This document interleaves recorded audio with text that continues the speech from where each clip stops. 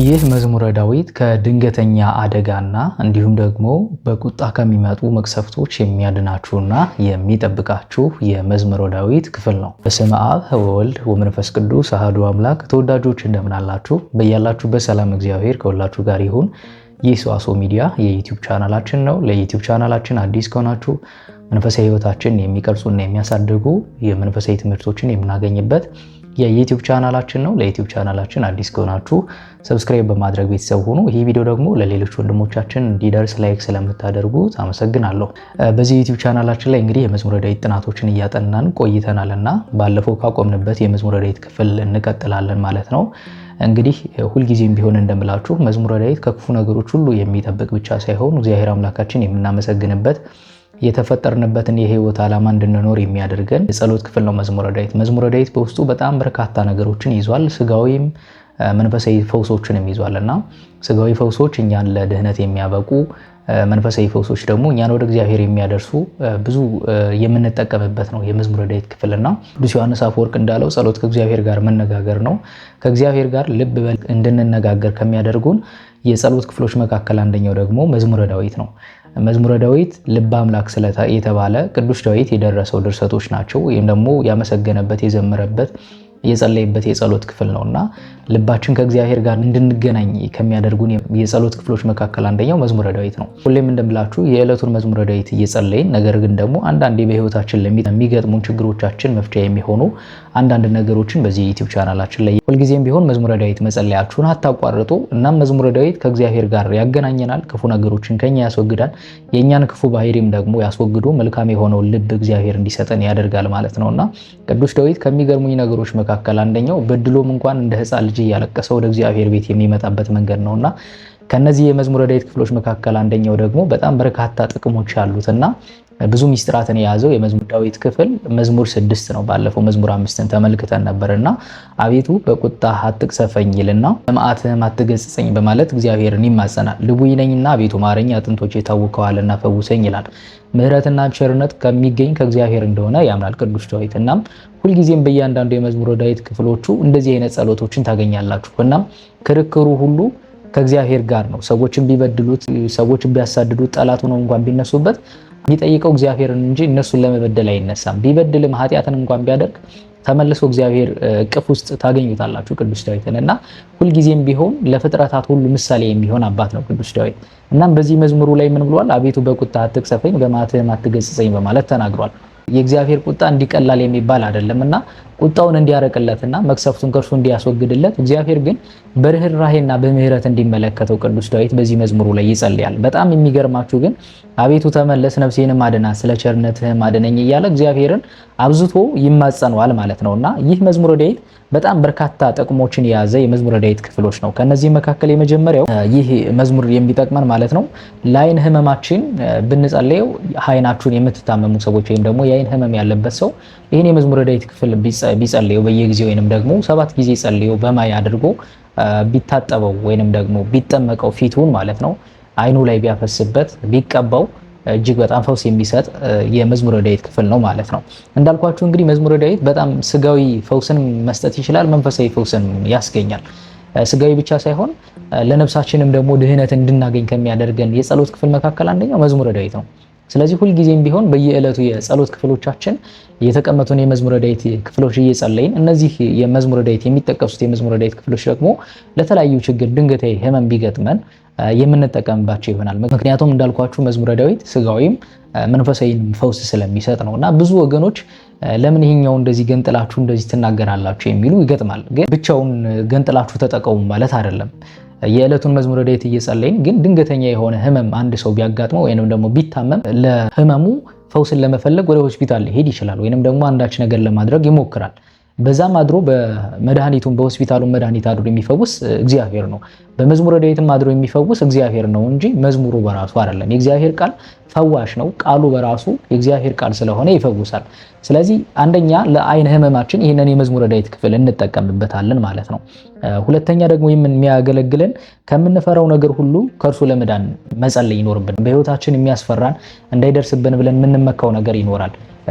ከህይወታችን እንዲወገድልን የምንፈልገው የሚያስፈራን ኃጢአትም ሊሆን ይችላል ወይንም ደግሞ የህይወታችን አንድ አካል ሆኖ የመጣ ነገር ሊኖር ይችላልና ስለዛ ነገር እግዚአብሔር አምላክን ተንበርክከን ይሄንን የመዝሙረ ዳዊት ክፍል ብንጸልይ እግዚአብሔር አምላክ ያን ክፉ ነገር የሚያስፈራን ነገር ሁሉ ያርቅልናል ማለት ነው። መዝሙረ ዳዊት የማይፈታው ምንም አይነት ችግር የለም። በተደጋጋሚ ብያችኋለሁ። የማይፈታው ምንም አይነት የህይወት ጉዳያችንን የሥራ ጉዳይም በሉት የትዳርም ጉዳይ በሉት በህይወታችን ለሚገጥሙን እያንዳንዱ ነገሮች ፈውስ የሚሰጠን እግዚአብሔር ስለሆነ ምክንያቱም መዝሙረ ዳዊት በራሱ የእግዚአብሔር ቃል ስለሆነ ፈውስ ይሰጠናልና ይህ የመዝሙረ ዳዊት ክፍል ደግሞ ከምንፈራው ነገር ሁሉ ለመጠበቅ ይረዳናል። ወይንም ደግሞ በህይወታችን ይሄኛው ነገር ይደርስብናል ብለን የምናስበው ነገር ካለ እግዚአብሔር አምላክ ያን ያሰብነውን ክፉ ነገር ከኛ እንዲያርቅልን እንማጸነዋለን ማለት ነው። በሶስተኛ ደረጃ ይሄ መዝሙር ደግሞ የሚያገለግለን ኃጢአት በአእምሯችን ውስጥ በመጣ ጊዜ ወይንም ደግሞ ኃጢአት እንድንሰራ የሚገፋፉን ነገሮች በመጡ ጊዜ ይህንን የመዝሙረ ዳዊት ክፍል መጸለይ አቤቱ በቁጣህ አትቅሰፈኝ አትገስጸኝ እያልን በመዓትህም አትገስጸኝ እያልን እግዚአብሔርን ብንማጸነው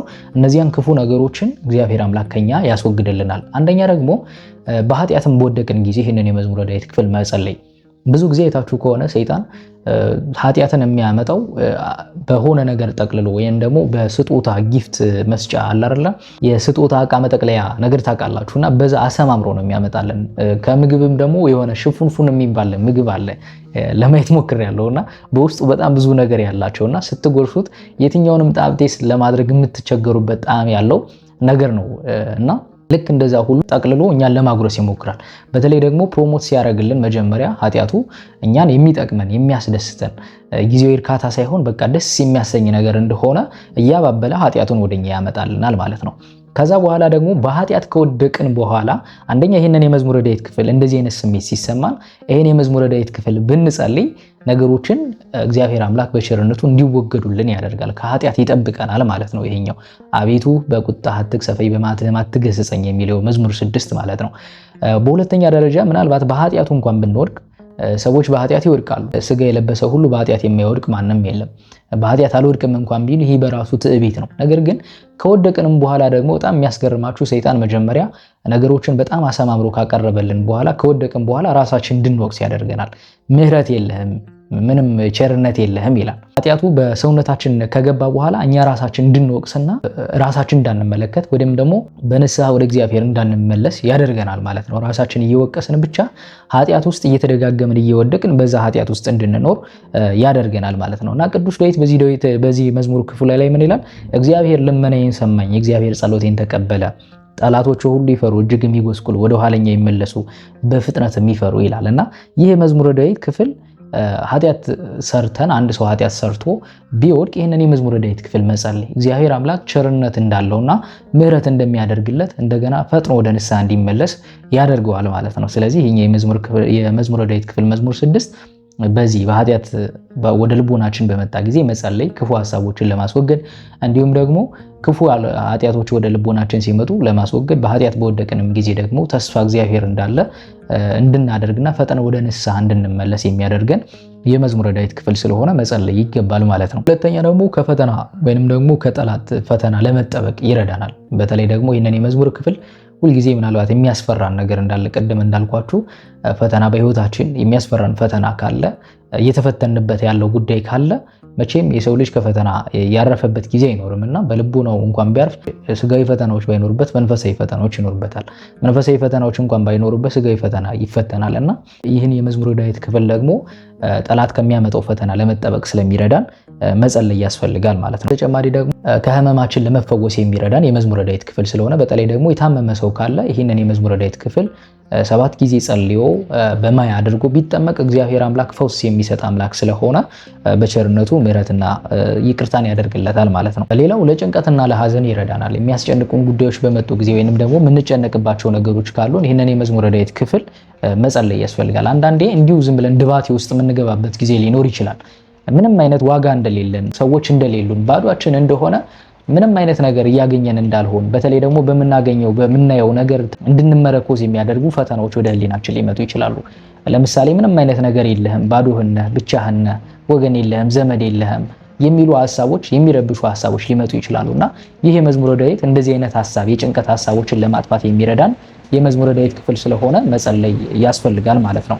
እንዳልኳችሁ ከዛ ደግሞ እግዚአብሔር አምላክ ስለሰራነው ኃጢአት ለመማጸን እግዚአብሔር አምላካችን በሰራነው ኃጢአት ቁጣውን እንዳያመጣብን እንዳይቀስፈን በሰራነው ኃጢአት ምክንያት እንዳይቆጣንና ምሕረቱን እንዲያደርግልን ለማድረግ ኃጢአት በሰራን ጊዜ ይህንን የመዝሙረ ዳዊት ክፍል በመጸለይ እግዚአብሔር መማጸን ያስፈልጋል ማለት ነውና ይህ መዝሙረ ዳዊት በነገርኳችሁ እነዚህን እግዚኦ በመዓትከ ኢትቅሰፈኒ የሚለው ነው በግዕዙ።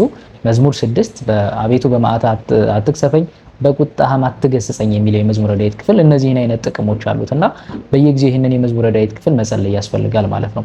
ይህ ምናልባት ድንገታዊ ለሆኑ ነገሮች የምንጠቀምበት ሊሆን ይችላል።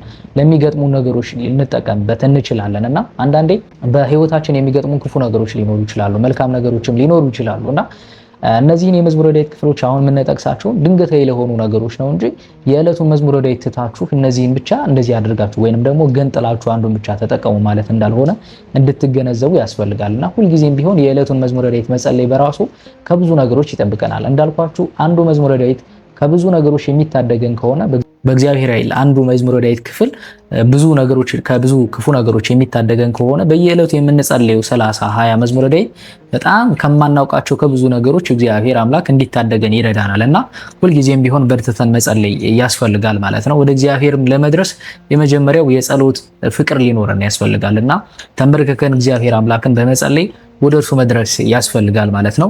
እግዚአብሔር አምላካችን በመካከላችን ተገኝቶ ስላስተማረን ስለገሰጸን ቅዱስ ፈቃዱ ይሁንልን። ቅዱስ ዳዊት ረድኤት በረከቱ በሁላችን ላይ ይደርብን። አቤቱ ቅዱስ እግዚአብሔር አምላካችን ሆይ በአንድ ልጅ በጌታችን በአምላካችን በመድኃኒታችን በኢየሱስ ክርስቶስ በእርሱ ያለ ክብር ለአንተ ይገባል። ከእርሱም ጋራ በመንፈስ ቅዱስም ጋራ ትክክል የሚሆን ዛሬም ዘወትርም ለዘላለሙ አሜን። ይቆየን። ይህን ቪዲዮ ለሌሎች ወንድሞቻችን ሼር እናድርግ።